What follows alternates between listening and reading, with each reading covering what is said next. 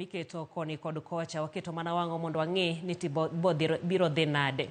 Komachielo jatend piny William Ruto e limbe mare piny Italy ne oyuore romo mar G7 kama nokwayo riwruoge mag pinje wagunda mondo konye keto lokruoge mag hola, jiwo keto mwandu kendo kwayo jotend G7 mondo konye siro jiwo chenro mageto gero Afrika kendo jiwo lai maler mar yudo omenda mar dongruok ne pinje mag Afrika. E duoko margi kaka riwruok majiwo demokrasia mar siasa kod uchumi, joka G7 osingo siro Afrika e dongruok margi kendo keto kenge manyasani mag poko omenda mabende nyalo rakore malong'o gi midhiero manyasani. E romono jatend piny nokwayo jotend G7 mondo bedo para manyime e chiro yore manyien mag pok mag omenda e yo makanyakla. G7 bende oyiere e siro chenro mag G20 mageto medo omenda, medo dongruok kedo gi midhiero mag alwora kachiel kod chiro keto mwandu e lwet ji giwegi. Bende gikwayo pinje mamoko mondo oyaw yore maler mag chiwo omenda ma pinje mapod dongore.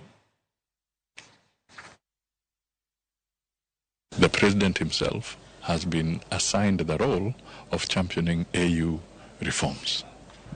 Okay, so these are very significant assignments that the president has. Now, the president will use this platform, therefore, not just to speak generally, but to speak for Africa.